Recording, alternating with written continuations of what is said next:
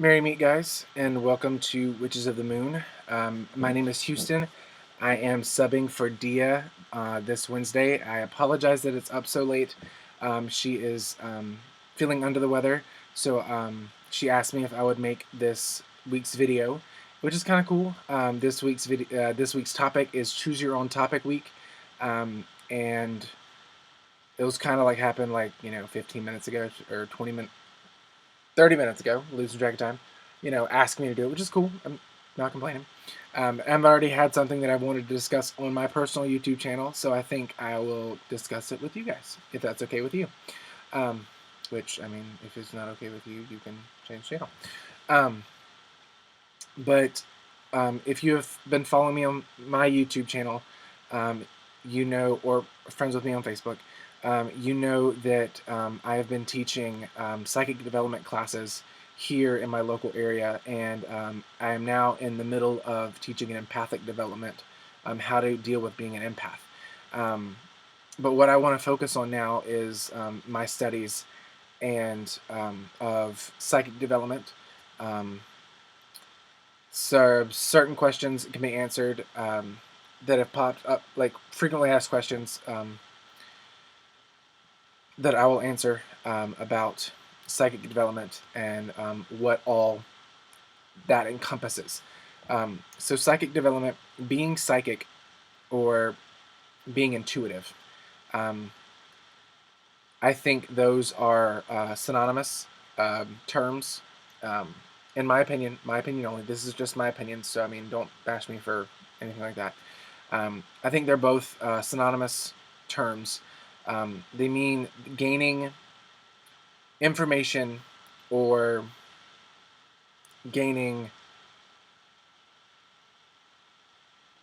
mostly when you think of a psychic, you think of gaining information outside of one's own natural five senses.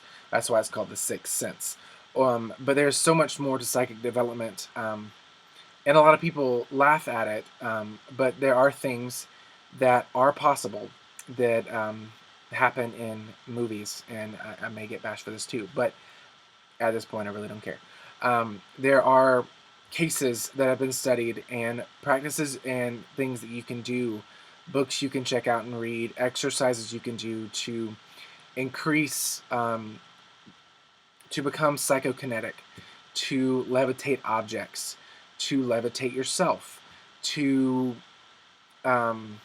help you astral project, to bilocate, which means be in two places physically at one time. There are accounts of these through scientific studies and through books. At the moment, I am at work, so I can't show you the books that I'm talking about. I know one is developing your psychic skills. That has a lot of different psychic abilities and exercises you can do to develop your psychic skills. They go through all the clairs: the clairvoyance, clairaudience, clairsentience, claircognizance, clairgustance, and clairolfaction. Clairgustance and clairolfaction are sometimes mixed up. They are clear smelling and clear tasting, where out of nowhere you'll smell or taste a scent or a taste that has no physical substance in the area. This has happened for me personally. This has happened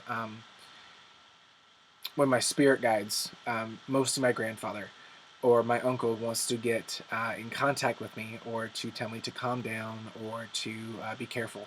It depends on the scent. Usually it's a smell of a cigarette or pipe tobacco that I smell out of nowhere. No one's smoking around me. Sometimes I get this in my car. I smoke Black and Milds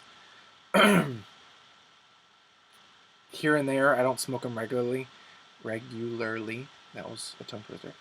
And I do vape. I have my E-mod or e-cig or whatever. But I don't smoke pipe tobacco or cigarettes. More of the cigars and the e-liquids. But out of nowhere, I will get the strong scent of tobacco or a burning cigarette. and I'll know that their presence, they made their presence known, that they're nearby, and I'm safe, or I need to be careful, depending on the situation. Um, there are also times when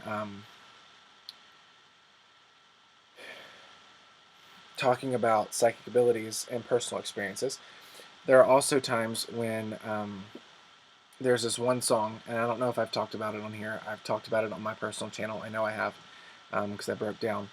Um, but my grandmother, my mother's mother, she died when I was 7 years old. She used to have this song that she would sing to me when I was little, and she died of brain cancer. But the song would pop into my head.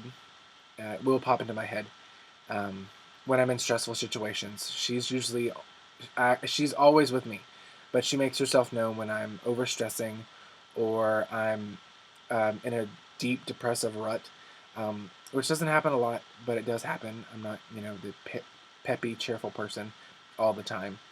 And when I'm in that rut, this song plays in my head, and it's "You Are My Sunshine."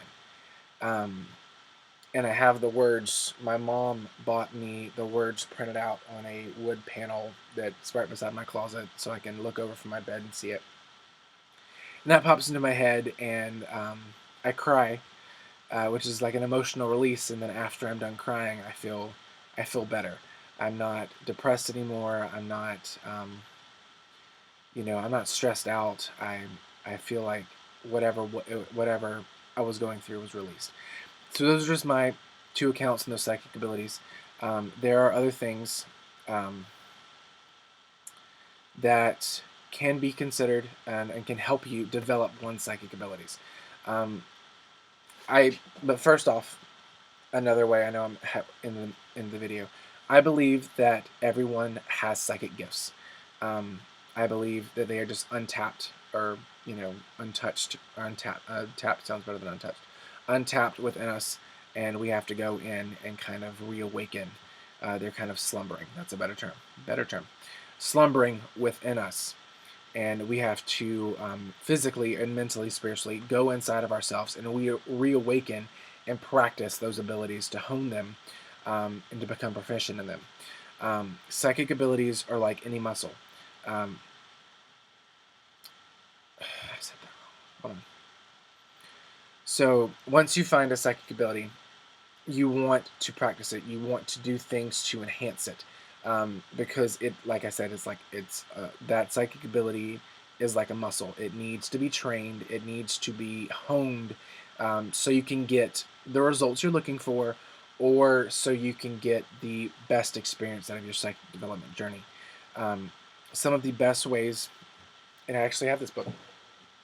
One of the best ways to start um, learning psychic abilities and start sensing energy, which is what psychics pick up on, is the subtle energies around, um, in the area, around a person, around an object, um, the spirits, things like that. Um, in my opinion only, the best way to start your psychic development journey is to learn about doing psychic readings through touch. And this is a fantastic book by Ted Andrews. It talks about the art of psychometry, which is a branch of clairsentience, which is clear feeling. It means using your hands or a part of your body. Um, he talks about when you're holding an item and you want to get a reading off of it, you can use your hands, or you can use your face, your third eye, your crown, your heart chakra, your solar plexus, just to read the energies off a particular item. Psychometry is picking up an object and being able to read the energies of that object. Maybe read the person who owned it, read about, or know about the person who owned it, know about maybe the emotional trauma. Maybe you'll see a video of, or a movie in your mind of what happened recently when someone was holding that object, or when it was near a particular situation. Let's say you're holding an object, and the object was in presence of someone having this huge argument. And so you go do a reading on the object, and all of a sudden you see those two people arguing, or someone arguing on the phone out of nowhere, and you relay this message back to the sender or back to the reading, pretty much. He talks about doing it psychometry for oneself and for reading others, and for kind of growing, and different exercises in the book. I highly recommend this book, How to Do Psychic Readings Through Touch. This is a very old book. I got this back when I was in high school, from the flea market back home. It's a fantastic book. He has a newer edition now with the Llewellyn Practical How-To series. Ted Andrews is a fantastic author. There's another one called Developing Your Psychic Skills. All I know, I don't remember the woman's name. I think it's Deborah something, but it's purple lettering with like a white background and text behind it. You can find it on Amazon. They're extremely cheap. Those are two great books that I recommend if you're starting out. The way that I started out was through reading through Psychic Touch, and working with energies and understanding the subtle energies that we all have and every object has. In my belief that every object has a spirit, and a psychic can tap into that spirit in many different forms, where it be through touch, through telepathic communication, through visualizing the object and seeing the object change and morph in your mind, is a form of kind of clairvoyance. There are I would say thousands of techniques you can do to develop your psychic abilities. I just went over a couple, and this is kind of like a late night ramble. If you work with divination is a fantastic way to open yourself up to psychic abilities, whether it be scrying, through tarot cards, through runes, through the pendulum, through spirit or Ouija boards. Be careful with those two. If you don't know how to do that, I recommend you reading up. I don't want you guys to go out and buy one and then, everything just go bad. You have to take precautions when you're doing any type of psychic work. And before I go, because I have to get home before the rainstorm hits, I have to close up shop and go home. So before I go, I want to leave you with some tips and some tricks to help you stay in control of your psychic abilities if you feel like it's gone out of hand. Some of the most important things to do as a psychic, or to learn and to have in your magical psychic toolbox, is to be able to ground, to center, and to be able to shield yourself from unwanted energies. Those are the three, in my opinion, most important techniques a beginning psychic or any witch can learn. Is to ground your energies, to ground anything negative, to center yourself in your power, to be ready and still in this moment, and then to set a protection around you so nothing harmful or negative can come through the reading. So yeah, those are and there's many different techniques on how to ground, how to center, and how to shield. You can find all of that information out on the YouTube verse, in YouTube land. You can find videos on how to do all of that stuff and much more, and people going into more in depth of psychic abilities. This was kind of a blanket overview of